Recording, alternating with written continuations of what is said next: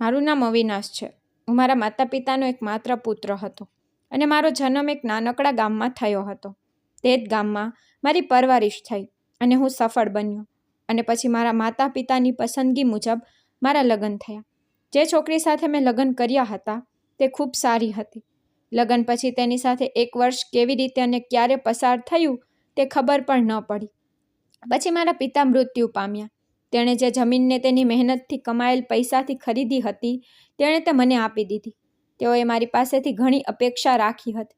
મેં પણ શહેરમાં સારી નોકરી કરવાનું શરૂ કર્યું. પરણિત જીવન પણ સારું રહ્યું. પરંતુ એક વસ્તુ હતી જે મારા હૃદયમાં બેસી ગઈ હતી. કદાચ જે હું ઈચ્છતો હતો તે હતું કે હું શક્ય તેટલી વહેલી તકે પિતા બનવા માંગતો હતો. તે પણ એક પુત્ર જે અમારા ઘરનો કુળદીપક કહેવાય, જેથી મારો પરિવાર આગળ વધે. મારો વારસદાર મારું નામ તેજસ્વી કરે. ફક્ત પુત્ર જ મિલકત સંભાળે છે. ફક્ત પુત્ર જ તેના પિતાનો સહારો બની શકે છે. તેથી હું ઈચ્છતો હતો કે ભગવાન મને પુત્ર આપો. જ્યારે લગ્નને 1 વર્ષ થયું ત્યારે મારી પત્નીને ગર્ભવતી થવા હોવાના સારા સમાચાર મળ્યા. મારી મા પણ પુત્ર માટે ઘણી પ્રાર્થના કરી રહી હતી. હું મારા હૃદયમાં પણ પ્રાર્થના કરતો હતો કે મારે એક પુત્ર જોઈએ છે અને ઉપરવાળો મારી ઈચ્છા પૂરી કરે. પછી એક દિવસ મારું પહેલું બાળક આ દુનિયામાં આવ્યું, પરંતુ તે એક પુત્રી હતી. સાચું કહું તો મને ખુશી નહોતી. મારો ચહેરો ઉદાસ હતો.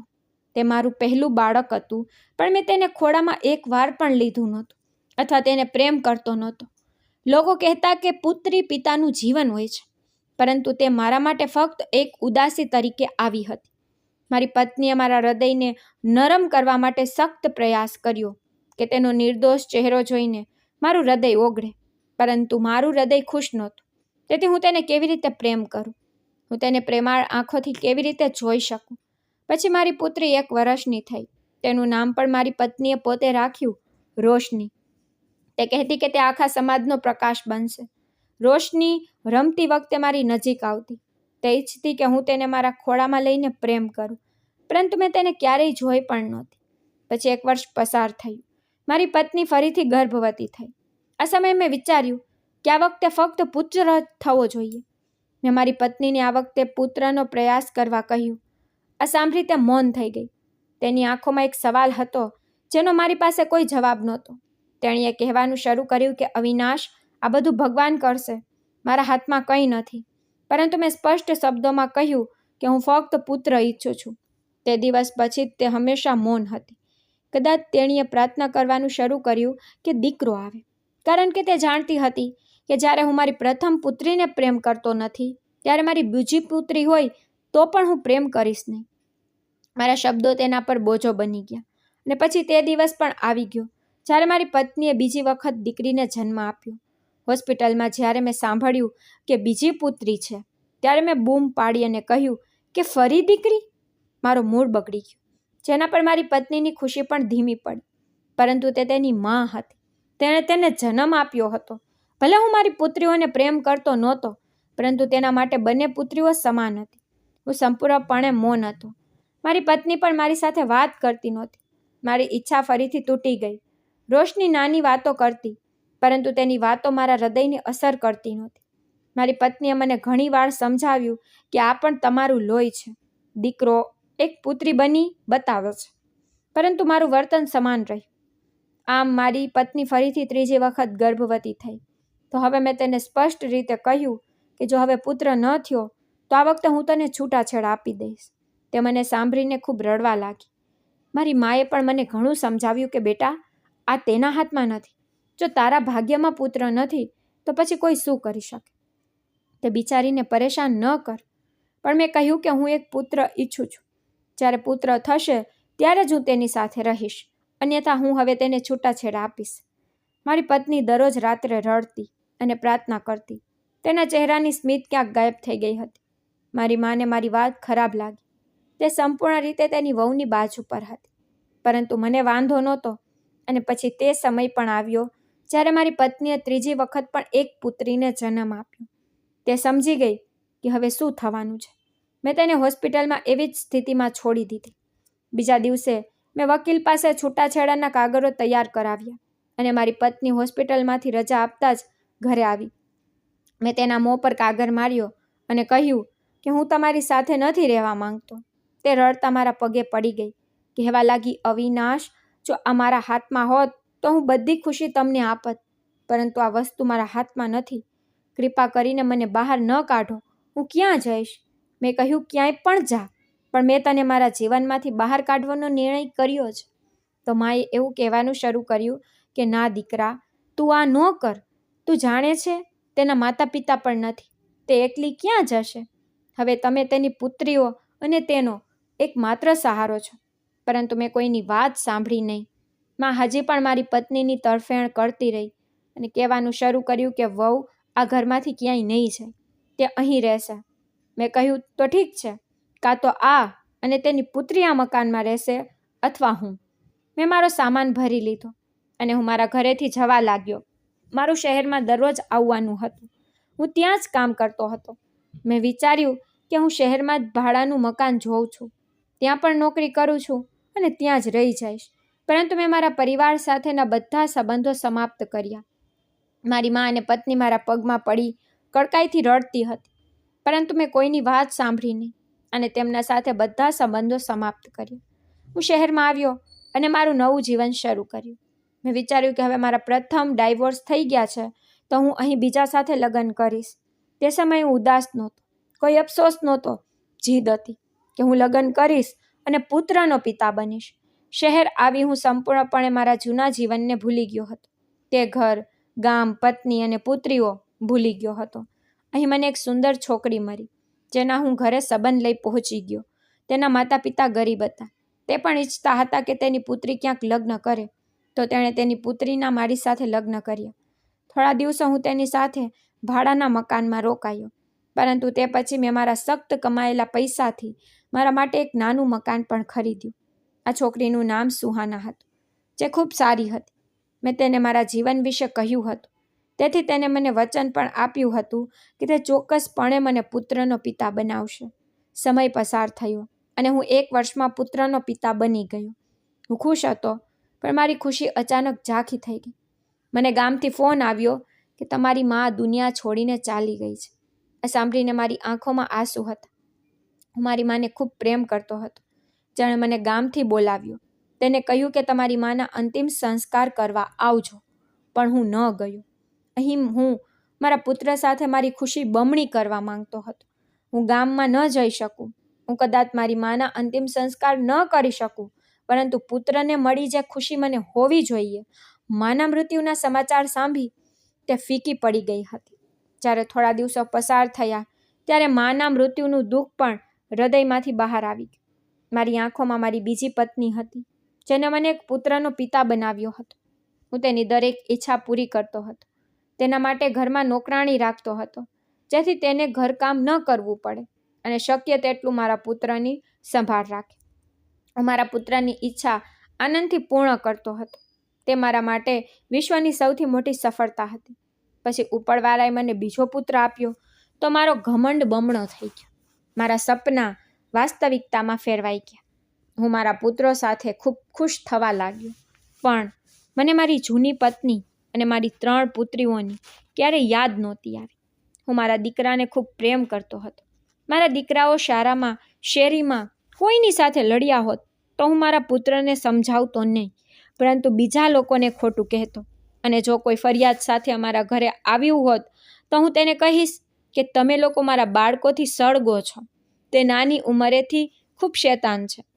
મારી પત્ની પણ હવે મારા જેવી બની ગઈ હતી. જો હું ક્યારેય કંટાળી ગયો હોય અને તેમને કંઈક સમજાવ્યું હોત તો તે તરત જ દિવાલ બની જતી કહેતી કે બાળકોને પરેશાન ન કરો. મારા પુત્રો દર બીજા ત્રીજા દિવસે શેરીઓના બાળકને માડીને આવતા હતા અથવા તેઓનું માથું તોડીને આવતા હતા. હું બધું જાણતો, પરંતુ હજી પણ મેં કંઈ કર્યું નહીં. હવે મારા બંને પુત્રો યુવાન હતા. એક દિવસ મારા મોટા પુત્રએ મને જોરથી જવાબ આપ્યો જ્યારે હું તેને કામ વિશે કંઈક સમજાવી રહ્યો હતો. તેમણે કહ્યું કે પિતાજી હંમેશા અમને સમજાવતા રહો છો. બાળપણમાં તમે અમને ભૂલો કરવાથી ક્યારેય અટકાવ્યા નથી, અને હવે જો કામમાં કોઈ ભૂલ થાય છે તો તમે ભાષણ આપવાનું શરૂ કરો છો. હવે અમે બાળકો નથી. હું તેના મુદ્દા પર મૌન હતી. એક દિવસ મારો મોટો પુત્ર મારી પાસે આવ્યો હું મારા ઓફિસના કામને પૂરું કરવાનો પ્રયાસ કરી રહ્યો હતો. તે મારી નજીક બેસતા બોલ્યો, પપ્પા, મારે લગ્ન કરવા છે. તેને લગ્ન કરવા છે. મને આ અંગે કોઈ વાંધો નહોતો, પરંતુ જ્યારે તેણે મને છોકરી વિશે કહ્યું ત્યારે હું ગુસ્સે થઈ ગયો, કારણ કે તે છોકરી મારા બિઝનેસ પાર્ટનરની પુત્રી હતી. હું તે છોકરીને મારા ઘરની વહુ બનાવવા માંગતો નહોતો, કારણ કે તેના પિતા મને પાર્ટનર બનીને મૂર્ખ બનાવ્યો હતો. મેં મારા દીકરાને સમજાવ્યું કે તેના પિતા મને ગમતા નથી અને તમે આવી છોકરીને પસંદ કરીને બેઠા છો. તેને કહ્યું કે પિતાજી, તમને તેના પિતા પસંદ નથી, પણ હું તે છોકરીને પસંદ કરું છું. તમે ફક્ત મારા સંબંધ માટે પૂછો. મેં તેની તરફ જોયું અને કહ્યું કે આવું થઈ શકતું નથી. હું તેને તે છોકરી સાથે લગ્ન કરવાની મંજૂરી આપીશ નહીં. તે સમયે તો મારો પુત્ર મૌન હતો. સમય આ રીતે પસાર થયો. મારા બંને પુત્રો યુવાન તેમજ એકદમ બુદ્ધિશાળી હતા. હું વૃદ્ધાવસ્થાના દરવાજા પર પહોંચી ગયો હતો. હવે હું ઓફિસમાં જતો નહોતો, માત્ર ઘરમાં રોકાઈ અને ઘરનું વાતાવરણ જોતો રહેતો. મેં મારા પુત્રને ખૂબ પ્રેમથી ઉછેર્યો. તેની પાસે જે બધું હતું. એક દિવસ મોટા પુત્રએ કહ્યું કે પિતાજી, તમારો ઓરડો અમારા રૂમની બાજુમાં છે. તમે આખી રાત ઉધરસ ખાતા રહો છો, જેના કારણે અમે સૂઈ શકતા નથી. નાના દીકરાએ પણ કંઈક આવું જ કહ્યું. મારી પત્ની શાંતિથી દરવાજા પર ઊભી બધી વાત સાંભળી રહી હતી, પરંતુ તેણે કોઈ શબ્દ ન કહ્યો. મેં આંખો નમાવી લીધી. હવે મારામાં બોલવાની હિંમત નહોતી. તેણે મારા પલંગ અને કેટલીક જૂની વસ્તુઓ સ્ટોર રૂમમાં રાખી દીધી હતી. સ્ટોર રૂમની છત પરથી પાણી ટપકતું હતું. મેં ધૈર્ય સાથે વિચાર્યું કે ઓછામાં ઓછું મારા માથા પર છત તો છે. હું તે જ અવિનાશ હતો, જે વારસદારનું સ્વપ્ન જોતો, જમીનોનો માલિક હતો. મારી પત્નીએ મારી માટે કોઈ ચિંતા કરી નહોતી. હું વિચારતો રહ્યો કે હું નસીબદાર છું, કારણ કે હું મારા પુત્રો સાથે છું. હવે શરીર પણ હિંમત ગુમાવી ચૂક્યું હતું. કેટલીક વાર પત્ની જાતે ખોરાક આપવા માટે આવતી અને ક્યારેક નોકરાણીના હાથે મોકલતી. તેનું વર્તન પણ હવે ખૂબ ખરાબ હતું, જેમ કે હું બધા માટે બોજ બની ગયો છું. મને 2 પુત્રો છે. મેં તેમના માટે બધું છોડી દીધું અને તેમના પર વિશ્વાસ કર્યો, પરંતુ હવે તે મારી સાથે આવું કરી રહ્યા હતા. હું આ સ્ટોરરૂમમાં એકલા રહેતો હતો. કોઈને મારી ચિંતા નહોતી. કોઈ પણ મને પૂછવા આવતું નહોતું. એક દિવસ મને બહારથી હલચલનો અવાજ આવી રહ્યો હતો. મેં બારીમાંથી ડોકિયું કર્યું અને મારી પત્નીને પૂછ્યું, શું વાત છે? તેણે કહ્યું, અમારા મોટા પુત્ર પવને તેની ઈચ્છાથી લગ્ન કર્યા છે. મેં કહ્યું, તે જ છોકરી સાથે જેની સાથે તે લગ્ન કરવા માંગે છે? તો તે હસી પડી અને કહ્યું કે હા, તમે તો સહેમત નહોતા. તે છોકરીનો પિતા પણ સ્વીકારતો નહોતો, તો મારો પુત્ર તેને ભગાડીને લઈ આવ્યો. હું વહુનું સ્વાગત કરવાની તૈયારી કરી રહી છું. આ સાંભળી મારું લોહી ઉકળવા લાગ્યું. હું ખૂબ ગુસ્સે હતી, પણ હું કાંઈ કરી શકી નહીં. જે પુત્રો માટે મેં બલિદાન આપ્યું, દરેક સંબંધ છોડી દીધા. આજે મારો પોતાનો પુત્ર પોતે જ તેના જીવનનો સૌથી મોટો નિર્ણય લઈ રહ્યો હતો. હવે મારા જીવનનો દરેક દિવસ સ્ટોરરૂમના આ અંધકારમાં શાંતિથી અને એકલતાથી પસાર થઈ રહ્યો હતો. જ્યારે હું એક દિવસ મારા સ્ટોરરૂમની બહાર ગયો, તે દિવસ હંમેશા મારી યાદમાં રહેશે. મને ખૂબ જ તાવ હતો. મારું શરીર ધ્રુજતું હતું. હું ઘણા દિવસોથી ખાંસી રહ્યો હતો. મેં વિચાર્યું, હું કદાચ દવાઓ લઉં છું. જો હું થોડા સમય માટે ખુલ્લી હવામાં બેસું તો મારું સ્વાસ્થ્ય સારું રહેશે. જ્યારે હું ડ્રોઈંગ રૂમમાંથી પસાર થયો, ત્યારે મારા મોટા પુત્રની પત્ની ચીસો પાડવા લાગી કે તમે કેમ બહાર આવ્યા છો? તમે બીમાર છો અને તમે અમને પણ બીમાર કરશો.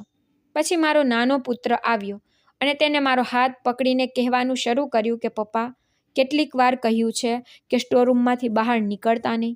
તમે બધા સમયે ઉધરસ ખાતા રહો છો. તમે અમને પણ તમારી માંદગી આપવા માંગો છો? નાના પુત્રએ મોટેથી મારા ખંભાને હલાવ્યું અને તેણે કહેવાનું શરૂ કર્યું કે પાછા જાઓ અને હવે બહાર આવવાની જરૂર નથી. તમારા કારણે અમે બધા બીમાર થઈ જશું. તો કોણ હેન્ડલ કરશે? મારી પત્ની, જેમની દરેક ઈચ્છા મેં પૂરી કરી, આજે તેના પુત્ર તેની ઈચ્છાઓને પૂરી કરી રહ્યા નહોતા. પછી તેને તેનો પતિ ખરાબ લાગતો હતો. આવી મુશ્કેલીના સમયમાં હું મારી પત્ની અને મારી પોતાની 3 પુત્રીઓને યાદ કરી રહ્યો હતો, જે ઘણા વર્ષો પહેલાં શહેર મેં છોડી દીધું હતું અને અહીંના શહેરમાં પાછા ફર્યો હતો. મેં વિચાર્યું કે જો તે આજે મારી સાથે હોત તો તેણે મારી સેવા કરી હોત. હવે હું મારા પુત્રોની ક્રિયાઓને સહન કરી શક્યો નહીં. હું મારા જીવનનો તે દિવસ ક્યારેય ભૂલી શક્યો નહીં. મારો નાનો પુત્ર ઓરડામાં આવ્યો. તેના હાથમાં એક ફાઇલ હતી. તે આવ્યો અને કહ્યું કે પપ્પા, કાગળ પર સહી કરો. આ ઘર અને તમારા જમીનના કાગળો છે. અમે ઈચ્છીએ છીએ કે તમે તે બંને ભાઈઓના નામે કરો. હવે તમે બીમાર છો. હું ઈચ્છું છું કે આ કામ તમારા જીવતા થઈ જાય. આ સાંભળીને જમીન મારા પગ નીચેથી નીકળી ગઈ. મને લાગ્યું જેમ કે કોઈએ મારા શરીરમાંથી જાન કાઢી લીધી છે. મને લાગ્યું કે કદાચ મેં કંઈક ખોટું સાંભળ્યું હશે. મેં ધીમે ધીમે પૂછ્યું કે તમે શું કહ્યું? તો તેને ફાઇલને આગળ વધારતા કહ્યું કે આ બધું અમારું છે.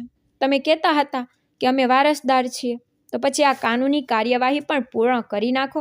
મેં કહ્યું, તમે બંને મારા વારસદાર છો, બધું તમારું છે, પરંતુ જ્યાં સુધી હું જીવિત છું ત્યાં સુધી આ બધું મારા નામે રહેશે. પરંતુ મારા મૃત્યુ પામ્યા પછી મારા મોટા દીકરાએ કહેવાનું શરૂ કર્યું, જે દરવાજા પર ઊભો બધું સાંભળી રહ્યો હતો. કહેવા લાગ્યો, તમે બીમાર છો, હવે મરી જવામાં કેટલો સમય છે? જ્યારે અમે વારિસ છીએ તો પછી તમે અમને બધું કેમ આપતા નથી? તેઓ બંને એક સાથે હતા અને તે જ ભાષા બોલી રહ્યા હતા. તેની માં પાછળ ઊભી હતી. મેં તેને સમજાવવાનો પ્રયત્ન કર્યો, પણ મોટા પુત્રએ ગુસ્સાથી કહ્યું કે હવે અમને નાના બાળકો નથી, બધું જાણીએ છીએ, તમને અમારા પર વિશ્વાસ નથી. મેં કહ્યું કે મને સાંભળો, બધું તમારું છે, પરંતુ સમય હજી આવ્યો નથી. મારી પત્ની જે લાંબા સમયથી ચૂપચાપ ઊભી હતી, હવે તેમની સાથે બોલવાનું શરૂ કર્યું. અવિનાશ, તમે અમને આપ્યું શું છે? અને જ્યારે હવે આપવાનો સમય છે તો તમે વાતાવરણને કેમ બગાડી રહ્યા છો? તે જ દિવસે મારા દીકરાએ મારો સામાન ઉપાડ્યો અને મને દરવાજા તરફ ધકેલી દીધો. નાના પુત્રએ કહ્યું કે તમારી અહીં જરૂર નથી. જ્યારે તમે અમારા નામે બધું કરો છો તો પછી આ ઘરમાં રહેવાની મંજૂરી આપવામાં આવશે. મેં રસ્તા પર ચાલવાનું શરૂ કરી દીધું. આંખોમાં ફક્ત આંસુ હતા અને નબળું શરીર. મારા પોતાના શહેરની શેરી અજાણી લાગવા લાગી હતી, પરંતુ મારી અંદર કોઈ મોહ નહોતું. હું ઝાડની નીચે બેઠો અને વિચારવાનું શરૂ કર્યું કે અવિનાશ, તે ક્યારેક તારી જમીનના વારસદારના સપના જોયા, તેને આજે તને ક્યાંય પણ ન છોડ્યો નથી. હવે મેં નક્કી કર્યું હતું કે મારે કાયદાનો આશરો લેવો પડશે. આ વસ્તુ મેં મારા પુત્રને પણ સમજાવી હતી. તેથી તે બંને હસવા લાગ્યા. તેઓએ કહેવાનું શરૂ કર્યું કે ઠીક છે, જાઓ, કાયદો પણ જાણે છે કે આ બધું અમારું છે, તમે અમને રોકી શકતા નથી. તેના શબ્દો હજી પણ મારા કાનમાં પડઘો પાડતા હતા, પણ હું મૌન હતો. પગથિયા દ્વારા જ્યારે હું પોલીસ સ્ટેશન પહોંચ્યો ત્યારે એક હવલદારે મને દયાથી જોયો. થોડા સમય પછી એક કોન્સ્ટેબલ મારી પાસે આવ્યો અને કહ્યું, શું સમસ્યા છે? મેં કહ્યું કે મારે એસીપીને મળવું છે. તેણે કહ્યું કે તમારું નામ શું છે? મેં જવાબ આપ્યો અને મેં મારું આઈડી કાર્ડ બતાવ્યું, જે હંમેશા મારા કપડાના ખિસ્સામાં રાખવામાં આવતું હતું. તેણે મારા આઈડી કાર્ડ પર ધ્યાન કર્યું અને સાથે મને જોયો. એવું લાગતું હતું કે તે મને ઓળખવાનો પ્રયત્ન કરી રહ્યો છે. તેને કહ્યું, તમને શું મુશ્કેલી છે? મેં તેને તે બધું કહ્યું કે મારા 2 પુત્રો છે, મેં તેમના માટે બધું જ છોડી દીધું. પ્રથમ પત્ની, 3 પુત્રીઓ, આખી જિંદગી તેમની સંભાળ રાખી, પરંતુ આજે તે જ પુત્રએ મને મારા ઘરમાંથી કાઢી મૂક્યો, મારી સંપત્તિ માટે. આખી વાત સાંભળ્યા પછી તેમણે કહ્યું કે તમે જાણો છો કે અહીંની એસીપી કોણ છે? જ્યારે મેં નામાં માથું હલાવ્યું તો તે ધીમે ધીમે મારી નજીક આવી અને કહ્યું કે એસીપી મેડમનું નામ રોશની અવિનાશ વર્મા છે. તેની વાત સાંભળીને મારું હૃદય એક ક્ષણ માટે મૌન હતું. મેં કહ્યું, અવિનાશ વર્મા તો હું છું અને રોશની તો મારી મોટી પુત્રીનું નામ છે. મારા હોઠ ધ્રુજવા લાગ્યા. તે મારી મોટી પુત્રી છે? તેણે કહેવાનું શરૂ કર્યું કે હા, તમારું કાર્ડ તેની ફાઇલ સાથે લાગેલું છે, તેથી મેં તમને ઓળખી લીધા અને સમજાયું કે તમે તેના પિતા છો. મને આ સાંભળીને આશ્ચર્ય થયું. મારા મગજમાં મારી પુત્રીનું જૂનું ચિત્ર ચાલવા લાગ્યું.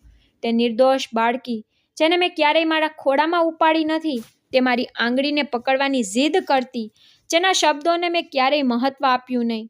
રોશની આજે એસીપી બની ગઈ છે. કોન્સ્ટેબલ તો ત્યાંથી નીકળી ગયો હતો. થોડા સમય પછી મને એસીપીની કેબિનમાં મોકલવામાં આવ્યો, પણ મારા હૃદયમાં ડર અને અકરામણ હતી, પરંતુ એવી આશા પણ હતી કે કદાચ મારી દીકરી મને જોવા માંગતી હશે. તે ખરેખર મારી પુત્રી છે. તે સમયે મેં મારી દીકરીઓને છોડી દીધી જ્યારે તે બોલી પણ શકતી નહોતી. કોન્સ્ટેબલ મને કેબિનમાં લઈ ગયો તો સામે એક છોકરી ખુરશી પર બેઠી હતી. એક સુંદર ચહેરો. તેનો ચહેરો મારી પ્રથમ પત્ની જેવો હતો. તેના ચહેરા પર એ જ નિર્દોષતા જે બાળપણમાં હતી. હું તેની સામે ખુરશી પર બેઠો. તેણે કહ્યું, તમારે શું કામ છે? મેં મારી અંદર હિંમત એકત્રિત કરી અને કહ્યું કે મારી દીકરી રોશની. આ એ શબ્દ હતા જે મારા મોંમાંથી બહાર આવ્યા અને તેની આંખોમાંથી આંસુ બહાર આવવા લાગ્યા. તે તરત જ મને અને મારા અવાજને ઓળખી ગઈ. તેને બૂમ પાડી અને કોન્સ્ટેબલને અવાજ આપ્યો અને કહ્યું કે તેને અહીંથી મારા ઓરડામાંથી બહાર કાઢો. હું હજુ કંઈક બોલવાનો હતો એટલામાં 2 હવલદાર આવ્યા. તેઓએ મારા હાથ પકડ્યા અને મને ઓરડામાંથી બહાર લાવ્યા. હું પણ દરવાજા પર ઊભો હતો અને કડકાઈથી રડતો હતો. થોડા સમય પછી એક લેડી કોન્સ્ટેબલ આવી મને બીજા રૂમમાં લઈ ગઈ અને મને કોલ્ડ ડ્રિંક આપ્યું અને કહ્યું, અંકલ બેસો, મેડમ હમણાં આવશે અને તમારી સાથે વાત કરશે. ત્યારે મારું હૃદય હળવું થઈ ગયું અને મેં વિચાર્યું કે મારી દીકરી ચોક્કસ મને માફ કરી દેશે. હું ત્યાં બેઠો અને મારા જૂના જીવન વિશે વિચારવાનું શરૂ કર્યું. તે સમયે જ્યારે હું ઘરેથી ગયો ત્યારે મારી પત્ની અને મારી માં રડતી હતી અને મારી પુત્રીઓ જાણતી નહોતી કે તેના પિતા શું કરી રહ્યા છે. આજે મારી દીકરી રોશની મને મારા જીવનનો સહારો લાગતી હતી. થોડા સમય પછી રોશની ઓરડામાં આવી અને કહેવાનું શરૂ કર્યું કે તમે જ્યુસ ન પીધું? તમારે તેની ખૂબ જરૂર છે. મેં માથું ઊંચું કર્યું અને તેની તરફ જોયું. મેં મારા હાથમાં બોટલ લીધી. મારા હાથ ધ્રુજતા હતા. મારી આંખો વારંવાર મારી પુત્રીના ચહેરા પર ફરતી હતી. હું તેની સાથે વાત કરવા શબ્દો શોધી રહ્યો હતો. પછી મેં હાથ જોડી કહ્યું કે બેટા, મને માફ કર. તેના હાથ ઊંચો કર્યો અને કહ્યું કે મને તેની જરૂર નથી. એનો અવાજ ધ્રુજતો હતો. કદાચ તેના હૃદયની અંદર કંઈક ચાલતું હતું. તેને કહેવાનું શરૂ કર્યું કે મને તમારી સમસ્યા ખબર છે. મેં તમારા પુત્ર વતી FIR લખી છે. કાયદો તેનું કામ કરશે. મારી આંખોમાં આંસુ હતા. હું જાણતો હતો કે મારી પુત્રી ચોક્કસ મને સહારો આપશે, પણ તેને તરત જ જવાબ આપ્યો કે સાંભળો, હું તમને ઓળખતી નથી. તમે કોણ છો? બસ અમારી ફરજ છે અને તમારે તમારા પુત્રો માટે તમારા નરમ શબ્દોને બચાવીને રાખવા જોઈએ, જે હજી પણ તમારી રાહ જોતા હશે. આટલું કહીને તે ચાલી ગઈ. પણ હું ત્યાં બેઠો હતો. તેના શબ્દ મને તોડી નાખ્યો. મારી પુત્રી આજે ન્યાયની ખુરશી પર બેઠી હતી. મારા માટે તે તેના પિતા માટે બધું કરી રહી હતી, સિવાય પિતા કહેવાના અધિકારથી. થોડો વરસાદ પડી રહ્યો હતો. હવલદારે કહ્યું કે તમે અહીં રહી શકો છો જ્યાં સુધી તમારો નિર્ણય લેવામાં ન આવે. તમારા પુત્રએ તમને ઘરમાંથી કાઢી મૂક્યા છે. તે પછી તમે આદર સાથે તમારા ઘરે જઈ શકો છો, આ મેડમે કહ્યું છે. હું મૌન થઈ ગયો. અહીં એક ઓરડો હતો જ્યાં પોલીસ કોન્સ્ટેબલ મહત્વપૂર્ણ કામ કરતા હતા. સવારનો નાસ્તો અને રાત્રિ ભોજન મને સમયસર આપવામાં આવી રહ્યું હતું. અહીં હું હળવાશ અનુભવી રહ્યો હતો જે હું મારા ઘરમાં પણ શોધી શક્યો નહીં. મારી આંખો દરરોજ તેની રાહ જોતી, પરંતુ હું પણ શરમ અનુભવતો હતો. એક દિવસ બપોરે રોશની રૂમમાં આવી. ચહેરો થોડો ગંભીર હતો, પરંતુ શબ્દો નરમ હતા. તેને કહ્યું કે આ ફાઇલ છે, આની પર તમારી સહી કરો. મેં તમારો કેસ કોર્ટમાં દાખલ કર્યો છે. આવતીકાલે કોર્ટ છે અને તમને પણ બોલાવવામાં આવશે. મેં તેની તરફ જોયું અને મૌન રહ્યો. તેણે હળવેથી કહ્યું કે એવું લાગે છે કે તમે કેટલાક ખોટા પગલાં લઈ રહ્યા છો. તમે તમારા પોતાના બાળકોની વિરુદ્ધ જઈ રહ્યા છો. તમારી પાસે હજી સમય છે. જો તમે ઈચ્છો તો તમે તમારો નિર્ણય બદલી શકો છો. મેં નરમાશથી કહ્યું કે જીવનમાં પ્રથમ વખત પુત્રી હું કોઈ યોગ્ય નિર્ણય કરું છું. આ સાંભળીને તે મારી તરફ જોતી રહી. પછી તે કંઈ પણ બોલ્યા વિના ત્યાંથી પાછી ચાલી ગઈ. તેના ગયા પછી હું ફાઇલને લાંબા સમય સુધી જોતો રહ્યો. હવે મેં નક્કી કર્યું હતું કે હું મારી મિલકત મારા પુત્રો અને પુત્રીઓને સમાન રૂપે વેચીશ. હું મારા 5 બાળકોને સમાન રીતે હક આપીશ. બીજા દિવસે જ્યારે હું કોર્ટ ગેટની અંદર પ્રવેશ કર્યો ત્યારે મારા બંને પુત્રો આગળ આવ્યા. તેના ચહેરા પર ગુસ્સો હતો. તેને મને પકડ્યો, પછી મને ખેંચીને કહ્યું, પિતાજી, તમે પાગલ થઈ ગયા છો? તમારી 3 દીકરીઓ ક્યાંથી આવી? તમે તેને પણ ભાગ આપશો? મોટા પુત્રએ મને ધમકી આપી અને કહ્યું કે અમને અમારી બધી સંપત્તિ જોઈએ છે, પરંતુ જો તમે તમારી પુત્રીઓને ભાગ આપ્યો તો અમે તમને કોર્ટની અંદર ખેંચી જશું. તેનો અવાજ બંધ હતો. લોકોએ અમને જોવાનું શરૂ કર્યું, પરંતુ મારી અંદર એક વિચિત્ર શક્તિ હતી. તે બંનેને જોતા મેં કહ્યું કે આજે હું જે પણ ભાગ કરીશ હું તેમને આપીશ. મારી બધી પુત્રીઓ મારું પોતાનું લોહી છે, જેમ તમે લોકો છો. આ સાંભળીને તે ગુસ્સે થઈ ગયો. નાના દીકરાએ મારા કોલર પર હાથ મૂક્યો. તેણે કહેવાનું શરૂ કર્યું કે તને શરમ નથી? આખી જિંદગી અમને વારસદાર કહેતો રહ્યો અને હવે તું પુત્રીઓને હક આપે છે? જ્યારે મારી દીકરીએ આ બધું જોયું ત્યારે તેને એકને દૂર કર્યો અને બીજાના મોં પર થપ્પડ મારી અને કહ્યું, પિતાના કોલરને પકડતા તને શરમ નથી આવતી? હવે જે વાત થશે તે કોર્ટ રૂમની અંદર. ચાલ જા અંદર. તેઓએ મારી સામે જોયું અને ગુસ્સાથી અંદર ગયા. મારી પુત્રીની વર્દી ચમકતી હતી. હું તેની આંખોમાં ગુસ્સો જોઈ શકતો હતો. મારી આંખોમાંથી આંસુ બહાર આવી રહ્યા હતા. હું આખી જિંદગી પુત્ર પુત્ર કરતો રહ્યો, પરંતુ આજે મારી પુત્રી મારો સહારો બની ગઈ હતી. મારી પુત્રી મારી પાસે આવી કહેવા લાગી કે તમારે જે કંઈ કહેવાનું છે જોશથી કહેજો, હું તમારી સાથે છું. ત્યારબાદ લોકો કોર્ટમાં એકઠા થયા. કાયદા અનુસાર મારું હૃદય જુબાની આપવા માટે ધબકતું હતું. આંખોમાં આંસુ અને જીભ સાચી હતી. મેં કહ્યું કે મારું નામ અવિનાશ વર્મા. હું મારી મિલકત મારા 2 પુત્રો તેમજ મારી 3 પુત્રીઓને આપવા માંગુ છું. આ મારો પોતાનો નિર્ણય છે અને હું તેના પર કાયમ રહીશ. કોર્ટરૂમમાં મૌન. મારા પુત્રો આશ્ચર્યચકિત, તેના ચહેરા પર મૂંઝવણ. કદાચ આ તેમના માટે આ સહનશીલતાની બહાર હતું કે હું મારી મિલકત મારી પુત્રીઓને આપી રહ્યો છું, જેમને મેં ક્યારેય પરિવારનો ભાગ નથી ગણી. રોશની ઊભી થઈ અને વાત કરવાનું શરૂ કર્યું અને કહ્યું કે જજ સાહેબ, આ વ્યક્તિ મારા પિતા છે. હું તેની સાથે અહીં ઊભી છું. તેણે પોતાના જીવનમાં ઘણી ભૂલો કરી છે. ભૂલ હતી કે તેને તેની પુત્રીઓને ક્યારેય પ્રેમ આપ્યો નહીં, પરંતુ આજે જ્યારે તે તેની ભૂલો સુધારવા માંગે છે ત્યારે હું તેનો આદર કરું છું. કારણ કે ઠોકર ખાવાથી જ વ્યક્તિને તેની ભૂલની અનુભૂતિ થાય છે, પરંતુ મને અને મારી બહેનોને આપવામાં આવેલી સંપત્તિથી કોઈ અર્થ નથી. મારી માએ મને અને મારી બહેનોને ખૂબ જ સારી રીતે ઉછેરી છે. મારી એક બહેન ડૉક્ટર છે, હું એસપી છું અને મારી સૌથી નાની બહેન એક શિક્ષક છે. અમે ત્રણેય સક્ષમ છીએ, તેથી અમે તેમની મિલકત ઈચ્છતા નથી.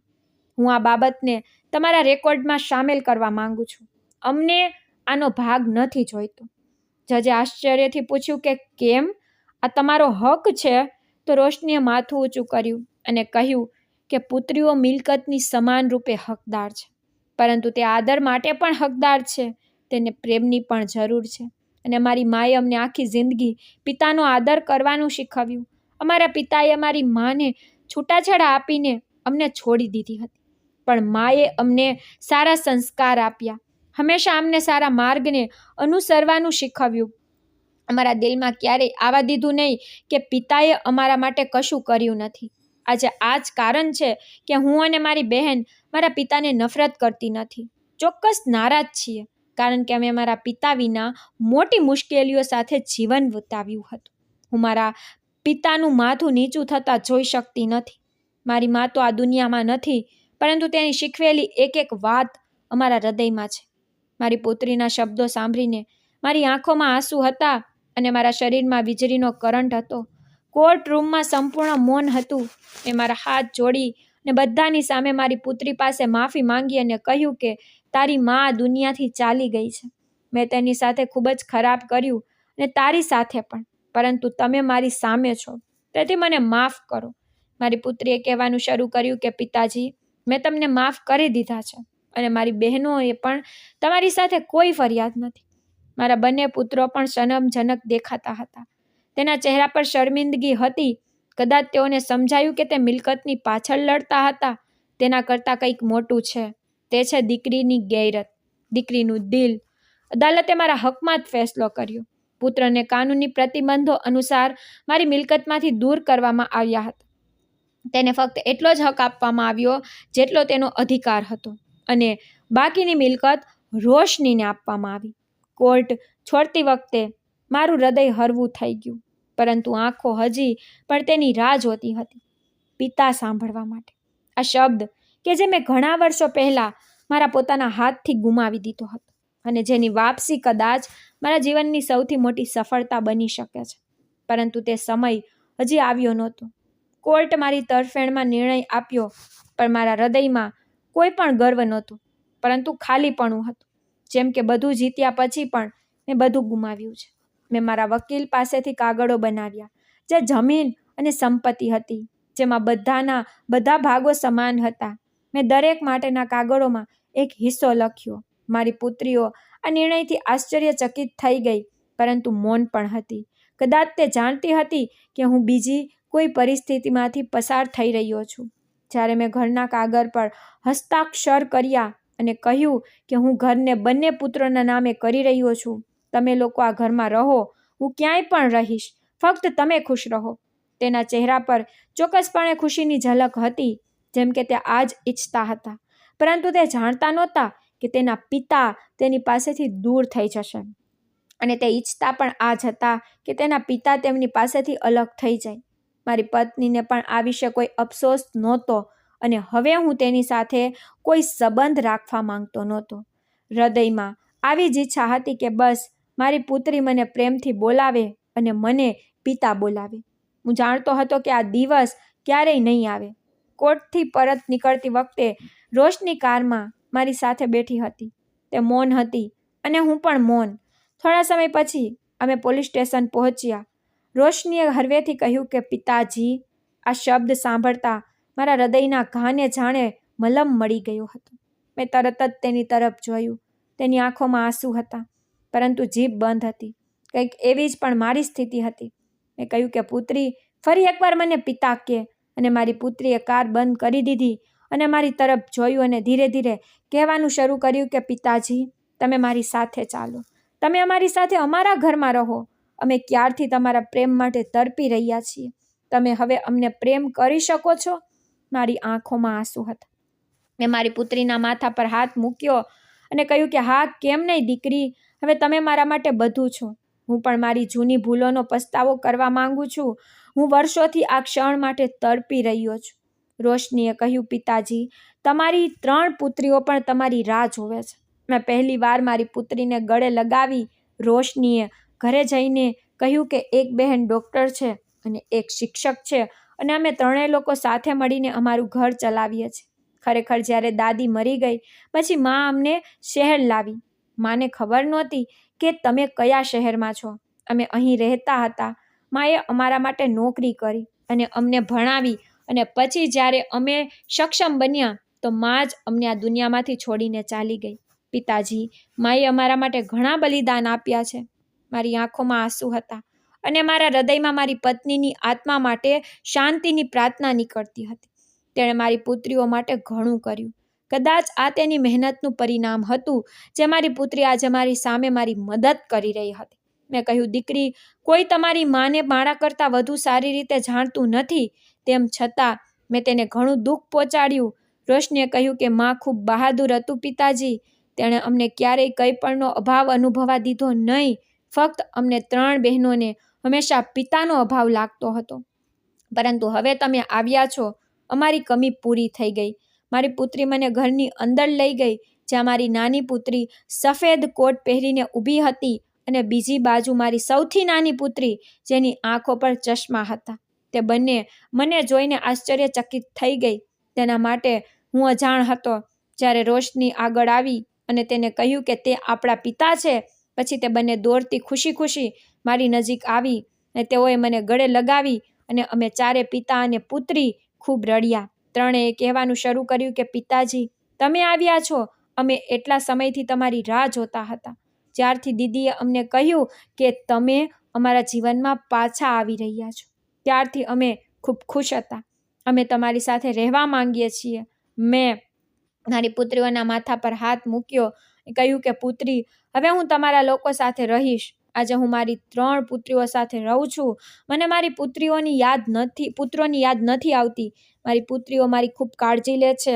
હું આજે પણ શરમ અનુભવું છું અને મારા ભૂલો બદલ માફી માંગુ છું. તો મિત્રો, ઉમ્મીદ કરું છું કે તમને અમારી વાર્તા ગમી હશે.